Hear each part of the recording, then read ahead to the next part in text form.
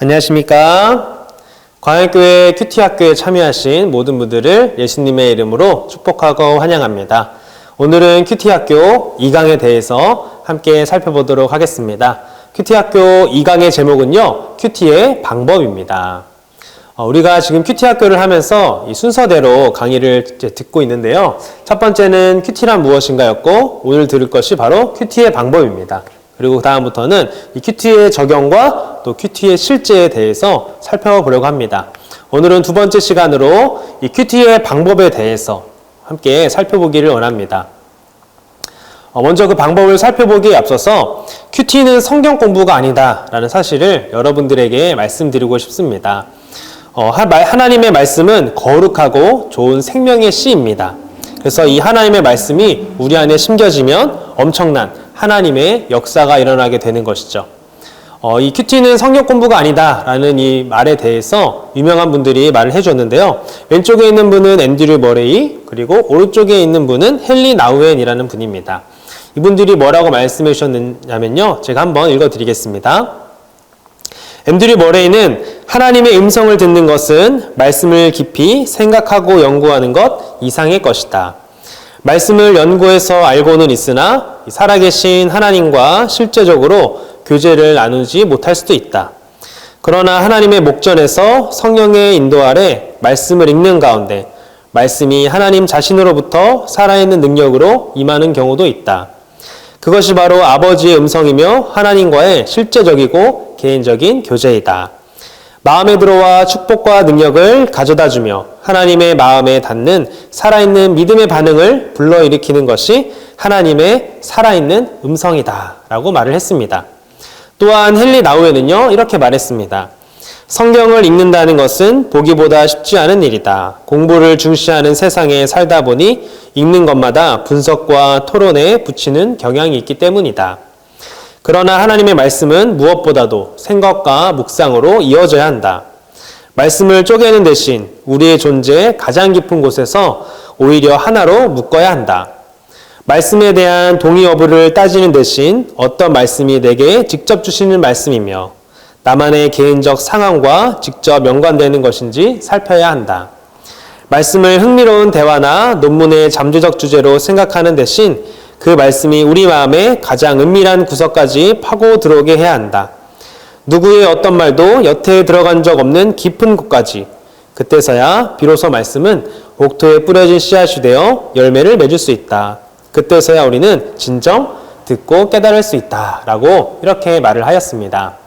우리가 계속 이제 큐티 학교를 들으시면서 성경을 보게 될 텐데, 큐티를 하면서 성경 공부처럼 느껴지시는 것이 아니라 하나님께서 나에게 말씀하시는 것은 무엇인지를 기대하는 마음으로 함께 들었으면 좋겠습니다. 오늘은 첫 번째 시간으로 이 만남을 준비하라 라는 주제로 또 먼저 들어가 보기 원합니다. 여러분들, 제가 질문을 하나 드리고 싶습니다. 어떤 질문이냐면, 가장 좋아하는 사람을 만나러 갈 때 여러분들은 어떤 준비를 하시나요? 또한 그 사람을 만나러 가면서 또 어떤 준비물을 챙겨 가시나요? 만남을 위해 필요한 이 준비물이나 준비 목록을 작성해보고 그 준비나 또 준비물이 내게 꼭 필요한 이유에 대해서 한번 여러분들 생각해 보셨으면 좋겠습니다. 여러분들은 내가 가장 좋아하는 사람 아니면 또 사랑하는 사람을 만나러 갈 때 어떤 준비를 하십니까? 준비 목록이나 준비물 목록 같은 데 보면은 이런 게 쓸 수 있겠죠. 요즘 현대인들이 가장 필요한 핸드폰, 그리고 음식이나 간식 등을 사 먹어야 되니까 지갑도 들고 갈 수 있겠죠. 또 그리고 냄새 나면 안 되니까 향수를 미리 뿌려서 향기를 낼 수 있도록 준비하는 것도 있겠고, 또 그리고 복장도 그냥 허름한 옷을 입을 수 없으니까 깔끔한 복장으로 해서 가겠죠. 그 이유가 다 무엇일까요? 사랑하는 사람에게, 또 내가 만나야 할 사람에게 잘 보이고 싶어서, 또 그 같이 만나는 그 시간을 기억하기 위해서 준비를 해서 가는 것입니다. 깔끔한 이미지를 그 사람에게 주기 위해, 또한 그 사람과 데이트하거나 만나는 일정 가운데 어떤 일을 할 것인지를 미리 정하는 것도 내가 이 사람과 만나는 시간을 잘 효과적으로 사용하기 위해서입니다. 그렇다면 여러분들이 이 하나님과의 만남, 또 큐티를 위해서 꼭 필요한 것들은 무엇이 있을까요? 우리가 한번 고민해 봤으면 좋겠습니다. 우리가 큐티를 하기에 앞서서 하나님과의 만남을 가질 것인데 우리가 준비해야 될 것들은 무엇이 있을까? 우리 한번 생각해 보면 뭐 이런 것들이 있겠죠. 하나님과의 만남을 가지기 위한 시간이 일단 필요하고요. 그 다음에 길바닥에서는 할 수 없으니까 하나님과의 만남을 가질 장소가 필요합니다. 또한 그리고 우리에게 제일 중요한 성경 또는 큐티책이 있어야겠죠. 그리고 필기 도구가 있어야 할 것입니다. 마지막에는 이것을 이제 가로로 제가 열어놓고 큐티 바구니라고 했습니다. 이것은 무엇이냐면 여러분들이 이제 큐티를 하기에 앞서서 큐티를 하기 전에 준비를 해야 되는데 뭐 시간과 장소도 준비하지만 여러분들이 큐티할 때 사용하는 필기 도구나 성경책 또는 큐티책 등을 이 큐티 바구니라는 것 또 아니면 큐티 가방이라는 것을 만드셔서 거기 안에 넣고 다니시면서 큐티하시면 더 좋겠습니다. 그래서 막 큐티할 때 보면 뭐 큐티책 찾고 또 필기도구 찾다 보면 시간이 많이 가잖아요. 그래서 큐티 가방이나 큐티 바구니를 만들어서 가지고 다니시면 더욱더 좋을 것 같습니다.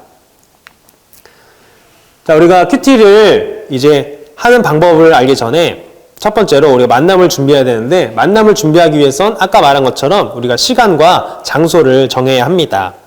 그래서 큐티는요, 시간이 남을 때 하는 것이 아니라 우리가 시간을 내어서 하는 것이 바로 큐티입니다. 다시 한번 읽어볼까요? 큐티는 시간이 남을 때 하는 게 아니라 시간을 내어 하는 것이다. 아멘. 우리가 이 현대를 살다 보면 현대인들은 다 바쁘다고 합니다.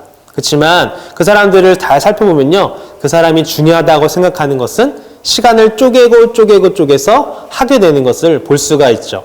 그러니까 우리가 큐티가 내 삶의 우선순위고 가장 먼저 해야 되는 것이라고 생각한다면 우리는 시간을 남는 시간에 큐티하는 것이 아니라 시간을 내어서 큐티를 하게 된다라는 것입니다.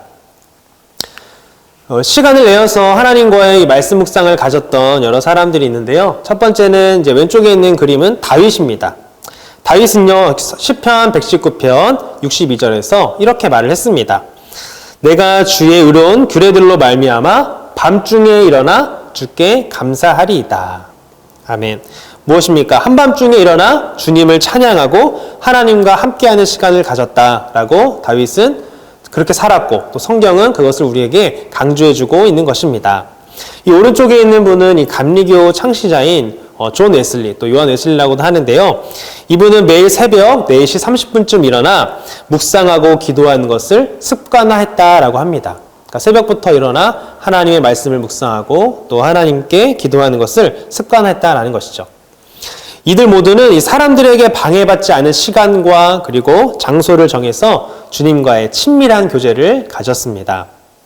그래서 큐티는 하나님의 말씀을 읽고 그 말씀을 통해서 하나님을 알아가는 시간입니다. 하나님과의 만남의 시간이 바로 큐티인 것이죠. 상대방의 생각과 마음을 듣고 잘 이해하기 위해서는 시간과 장소가 중요합니다. 이 소중한 사람과의 만남을 소란스러운 시장이나 아니면 공사장에서 할 수는 없죠. 마찬가지로 우리가 하나님을 알아가는 이 만남인 큐티 역시 조용하고 편안한 곳에서 여유를 가지고 해야 하는 것입니다. 큐티는 말씀을 통해서 하나님을 만나는 시간이다라는 사실을 여러분들이 잊지 않았으면 좋겠습니다. 역사 속의 수많은 지도자 가운데 대부분 주님 앞에서 그들이 조용히 머물 수 있는 시간과 장소를 발견하는 모습을 우리에게 보여주었고 또 그 중요성이 드러났습니다. 하나님의 아들이신 예수님도요, 하나님을 만나기 위해 따로 시간을 내신 것을 우리는 성경을 통해 볼 수가 있습니다. 우리 유명한 것처럼 겟세마네 기도에서처럼 예수님은 따로 시간을 내고 또 장소를 찾아가 하나님과의 만남의 시간을 가졌는데요. 예수님도 이 마가복음 1장 35절에 보면 그 구절이 나와 있습니다. 새벽 아직도 밝기 전에 예수께서 일어나 나가 한적한 곳으로 가사 거기서 기도하시더니. 아멘. 하나님의 아들이신 예수님도 이렇게 하나님을 만나기 위해 따로 시간을 내시는 것을 우리는 볼 수가 있습니다. 예수님도 바쁜 일정 가운데 시간을 내셨고요. 또 사람들이 있는 곳을 피해 따로 공간을 마련하셔서 기도로 하나님과 만나셨습니다. 예수님은 사람들로부터 방해받지 않고 또 하나님 아버지와 대화할 만한 이 구별된 곳으로 가야 할 필요성을 느끼셨던 것이죠. 이 일을 하기 위해 어떤 때는 새벽 미명에 일어나기도 하셨고 또 어떤 때는 이 사역을 마친 후 한적한 곳을 찾으셔서 가시기도 했습니다. 예수님은 이 하나님과의 만남을 우선으로 여기셨습니다. 하루에 가장 귀한 시간을 이 하나님을 만나는 시간으로 먼저 드릴 때 비로소 나머지 시간을 하나님의 뜻에 합당하게 보낼 수 있었기 때문입니다. 우리가 이렇게 큐티하는 방법을 알기 전에 나의 시간과 장소를 먼저 구별해서 하나님을 만나기 위해 준비해야 된다라는 것을 살펴보았습니다. 그래서 여러분들이 나의 일과 중에 나는 언제 큐티를 할 것인가를 오늘 이 시간 한번 정해봤으면 좋겠습니다. 새벽에 나의 정신이 제일 말똥말똥하고 하루를 시작하기 전에 하나님의 말씀과 함께하고 싶다라고 하는 분들은 새벽이나 아침에 하셔도 좋고요. 또 아니면 새벽에 아침에 너무 바빠서 안 된다라고 하시면 그날을 마치고 나서 집에 돌아와서 자기 전에 하셔도 됩니다.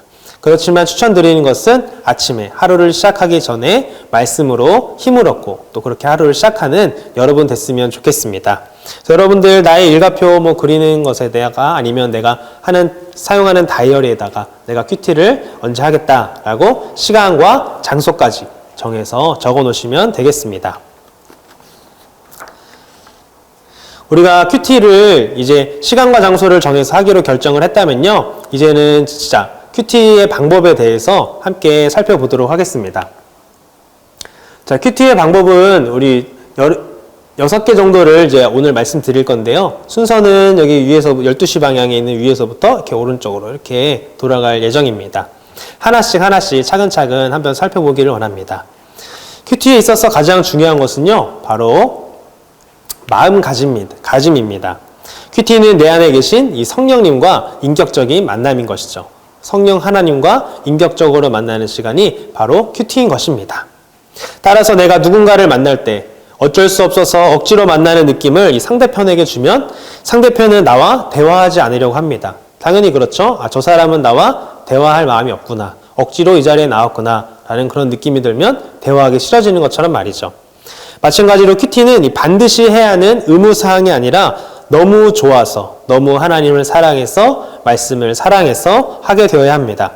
사모함 없이 억지로 큐티를 하고 또 율법적으로 하는 것은 성령 하나님에 대한 예의가 아니기 때문입니다.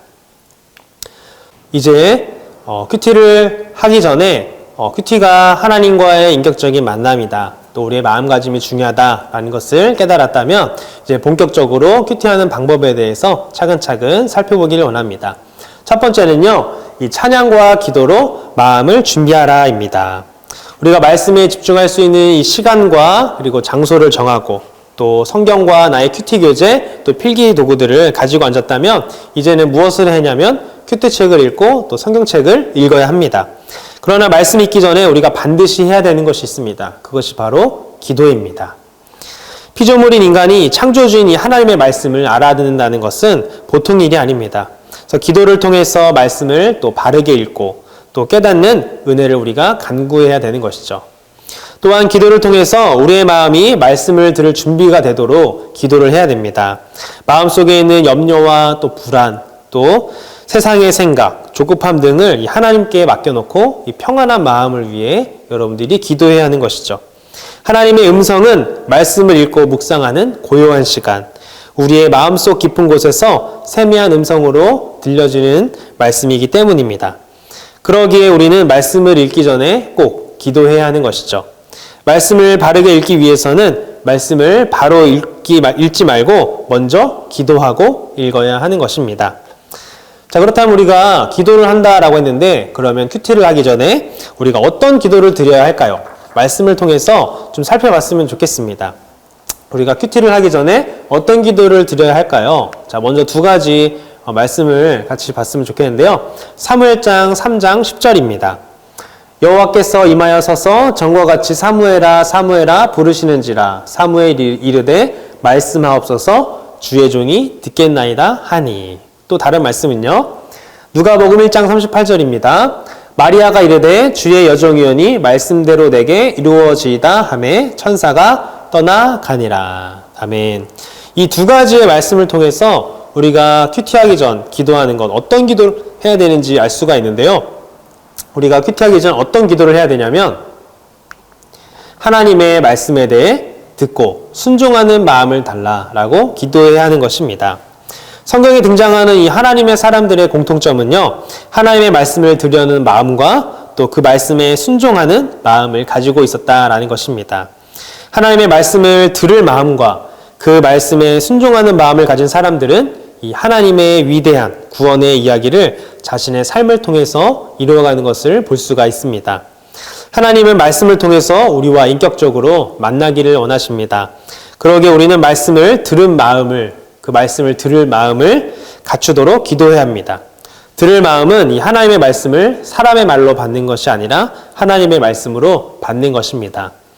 듣는 자의 마음가짐에 따라 어떤 사람들은 이 하나님 나라의 비밀을 풍성히 깨닫고 놀라운 하나님의 은혜를 경험하지만 어떤 사람들은 들어도 깨닫지 못한 이유가 바로 이것입니다. 큐티가 무의미하고 반복적인 이 습관이나 교회 숙제가 되지 않기 위해서는요, 반드시 하나님의 말씀을 들으려는 마음을 우리가 가지려고 노력해야 되고 그 마음을 위해서 기도해야 하는 것입니다. 또 하나님의 말씀을 들으려는 마음과 함께 이 들은 말씀을 순종하려는 마음이 함께 있어야 합니다. 순종하려는 마음이 없으면 큐티는 무용지물이 되어버리기 때문입니다. 하나님의 말씀을 듣기는 했어도 순종하기를 거부했다면 하나님의 말씀은 더 이상 내 삶을 변화시키는 살아있는 하나님의 말씀이 아니라 단지 성경에 관한 지식을 더해주는 정보가 될 뿐입니다. 하나님이 주시는 말씀이 때로 내 눈에는 납득하기 어렵고 또 받아들이기 힘들다고 해도 순종하겠다라는 그런 마음으로 말씀을 읽을 때 그 말씀이 나를 변화시키고 또 나를 이끄시는 살아있는 하나님의 말씀이 될 수가 있습니다.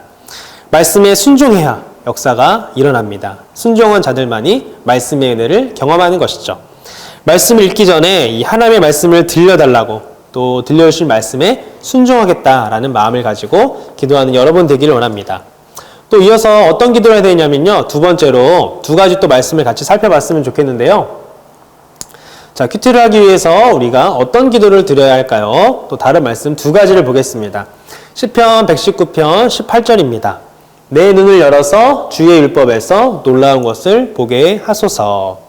또 에베소서 1장 17절 우리 주 예수 그리스도의 하나님 영광의 아버지께서 지혜와 계시의 영을 너희에게 주사 하나님을 알게 하시고. 이 두 가지의 말씀을 통해서 우리가 어떤 기도를 해야 되는지 깨달을 수 있냐면요. 하나님의 뜻을 밝히 볼 수 있도록 성령님께서 도와달라라는 기도를 드려야 된다라는 것을 우리가 알 수가 있습니다. 성경은 이 하나님의 감동으로 되었기 때문에 또 성경을 읽을 때에도 우리는 하나님의 감동이 필요합니다. 우리의 유한한 이성으로는 이 무한하신 하나님의 뜻을 깨달을 수 없습니다. 하나님의 감동인 성령을 통해서 이 하나님의 감동과 지혜를 깨닫도록 우리는 기도해야 할 것입니다.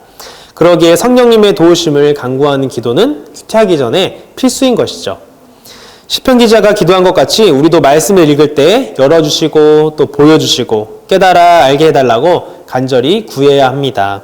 성령님의 도우심 없이 내가 하려고 하기에 이 문자와 씨름을 하게 되고 어렵게 느껴지는 것입니다.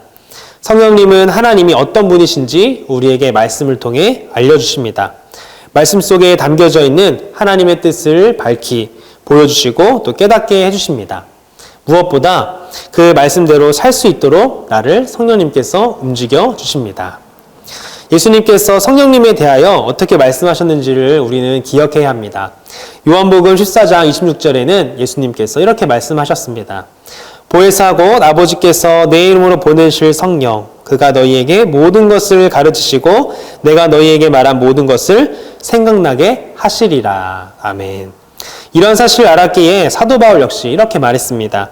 성령은 모든 것, 하나님의 깊은 것이라도 통달하시느니라 라고 고린도전서 2장 10절에서 말했고요. 말씀을 읽기 전에 성령님께 도와달라고 겸손하게 우리는 기도해야 됩니다. 성령님이 가르쳐주고 생각나게 하며 하나님의 깊은 것까지 통달하게 해주실 것을 믿고 말씀을 읽어보시기 바랍니다. 그래서 우리가 찬양과 기도로 마음을 준비할 때 이런 순서로 여러분들이 준비했으면 좋겠습니다. 먼저 찬양으로 시작하는 겁니다. 찬양 가운데 하나님이 거하신다라고 시편 22편 3절에서 말씀하셨기 때문입니다. 그래서 우리가 보는 이 생명의 삶 큐티책 본문을 펼쳤을 때 오른쪽 위쪽에 보시면 본문과 관련된 찬송가와 또 복음성가 제목과 또 가사가 나와 있습니다. 그래서 하나님의 임재를 간구하는 마음으로 여러분들이 찬양을 같이 했으면 좋겠습니다. 두 번째로는 이 마음을 여는 기도를 여러분들이 했으면 좋겠습니다. 아까 말씀드렸다시피 하나님의 말씀은 성령의 감동으로 된 것이기 때문에 성령님께서 우리에게 깨닫게 해주셔야지만 우리는 그 말씀을 깨달을 수가 있는 것이죠. 그래서 우리는 말씀을 읽기 전에 주여 말씀하옵소서 주의 종이 듣겠나이다 라고 고백했던 이 사무엘과 같이 우리는 겸손한 마음으로 성령의 조명하심을 구하는 기도를 드려야 합니다.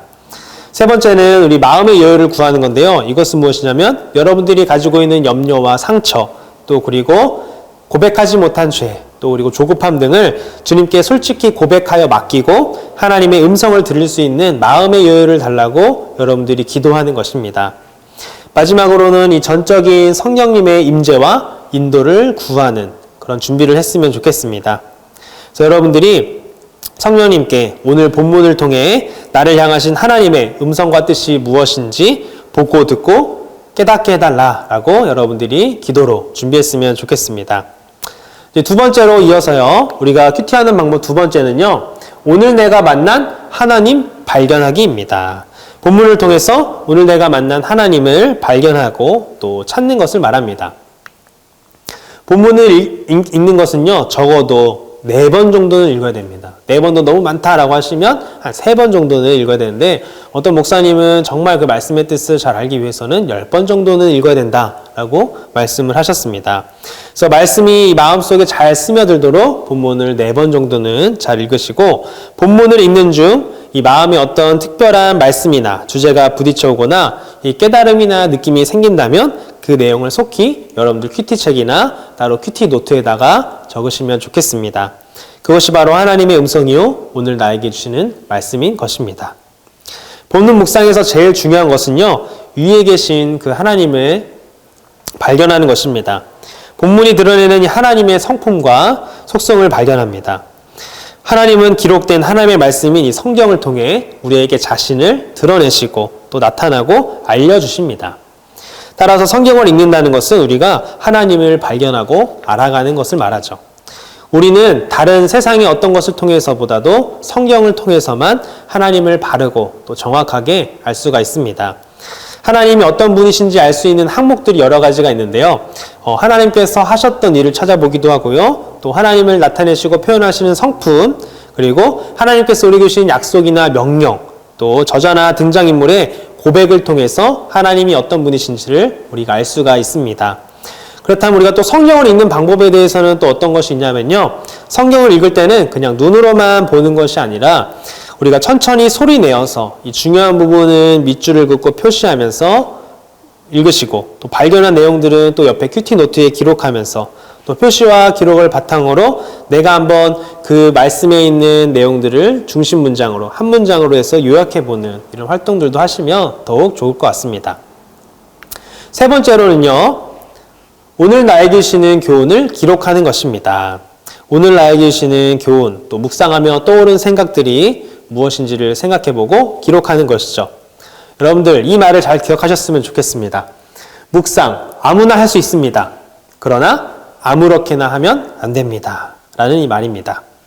묵상이란 이 오늘 나에게 주신 그 말씀을 마음밭 속에 씨앗을 품고 성령님과 대화하며 깊이 생각하는 것입니다.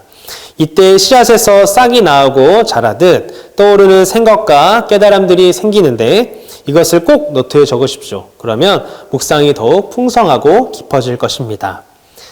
발견한 하나님께서 내 안에서 무엇을 말씀하시는지를 깊이 묵상해야 됩니다. 본문에서 발견한 이 하나님의 성품을 현재 나의 모습에 비추어 보기도 하시면 됩니다. 하나님의 성품에 비해 내가 부족한 것은 무엇인지 고백하고 또는 어제보다 오늘 무엇이 진보되었는지를 감사하는 내용을 적어서 감사했으면 좋겠습니다. 묵상을 통해 하나님께서 왜 나에게 이 말씀을 주셨는지를 깨닫게 될 때 적용이 바로 시작되는 것입니다. 어떤 구절이 될 수도 있고요. 아니면 어떤 특정 단어가 될 수도 있습니다. 그것들에서 은혜를 발견할 수 있습니다. 지금까지 내 삶을 말씀으로 인도하신 그 에베네셀의 하나님을 여러분들이 경험하게 될 것입니다. 이어서 네 번째는요. 구체적인 적용과 결단 기도를 하는 것입니다. 내가 오늘 할 실천, 구체적인 이 적용과 결단 기도를 기록하는 것입니다. 종합적으로 오늘 구체적으로 무엇을 어떻게 적용할 것인지를 기록하는 것이죠. 또 가족과 공동체를 위해서 내가 실천한 내용은 무엇인지 아니면 오늘 내가 만날 불신자들 또 불특정한 다수들에게 내가 실천할 수 있는 내용은 무엇인지 기록해 보는 것입니다. 오늘 말씀에서 내가 겪고 있는 갈등이나 문제들, 아니면 좋지 못한 습관이나 버릇 등을 구체적으로 실천하며 고치고 바르게 하려는 다짐을 하는 것을 말합니다. 성령의 감동대로 실행을 하면 분명 좋은 열매가 있을 것입니다. 하나님의 임재와 교제를 체험하고 또 하나님의 음성을 들었다면 이 여호수아가 그랬듯이 삶의 현장에서 구체적으로 살아야 할 것입니다. 여호수아 1장 8절에 여호수아는 이렇게 말했습니다. 이 율법책을 내 입에서 떠나지 말게 하며 주야로 그것을 묵상하여 그 가운데에 기록한 대로 다 지켜 행하라. 그리하면 내 길이 평탄하게 될 것이라 내가 형통하리라. 아멘. 오늘 묵상을 통하여 이 은혜 받은 본문의 말씀을 인용하여 여러분들 기도하시기 바랍니다. 말씀을 인용하는 기도가 능력 있는 기도인 줄 믿습니다. 적용을 통해 이 하나님이 주신 말씀이 옥토와도 같은 여러분 마음밭에 심어졌을 때 30배, 60배, 100배의 결실이 있을 줄 믿습니다. 단, 내게 주신 말씀을 잘 적용하고 또 순종하고 적용할 수 있도록 지혜와 능력을 달라고 여러분들이 그 능력을 구하는 기도를 꼭 하시기 바랍니다. 이어서 5번째로는요, 체험된 말씀을 서로 나누는 것입니다. 말씀을 적용한 결과 이 일어난 일들을 이 믿음의 형제와 또 자매들과 함께 나누는 시간입니다. 이렇게 할 때 하나님은 영광 받으시고 또 이웃과의 관계가 사랑으로 두터워지며 또 그 공동체가 참된 공동체가 될 줄 믿습니다. 나눔은요, 하나님과 함께하면서 경험한 것을 나누는 것을 말합니다. 첫 번째로 하나님이 나에게 무엇을 말씀하셨는지를 나누십니다. 또 그 다음에 그 말씀으로 인해 내가 어떻게 결단하고 변했는지를 또 나누시면 좋습니다. 세 번째는 또 내 안에서 또 나를 통해서 성령께서 행하신 일을 여러분들이 나누시면 됩니다. 자기를 나누면서 자기를 자랑하지 말고요. 내가 이것을 했다라고 하기보다는 하나님께서 이것을 나를 통해 하셨다라는 말로 하나님을 드러내는 여러분들의 입술이 되기를 원합니다. 묵상은요, 나눔이 생명입니다.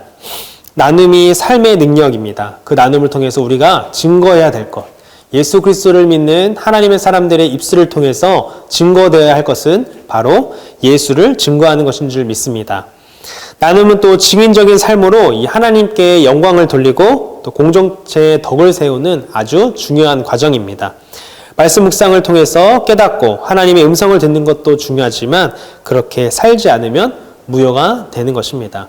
그렇기 때문에 우리에게 나눔은 너무나도 중요합니다. 혼자만 가지고 있는 것보다도 하나님의 말씀 또 하나님의 은혜를 나눌 때 더욱더 그 은혜가 풍성하게 될 줄 믿습니다. 나눔의 유익들이 있습니다. 나눔의 유익은요, 어떤 것들이 있냐면 지나치게 이 주관적으로 치우치는 것을 방지합니다. 그래서 내가 나눴을 때 또 다른 사람들이 그 이야기를 들어보고 동의하지 못하는 그런 내용들이 있을 수도 있겠죠. 왜냐하면 내 주관적으로만 생각하는 것들이 있으니까요. 그래서 객관적인 시선으로 또 주변에서 바라봐 줄 수 있는 것입니다.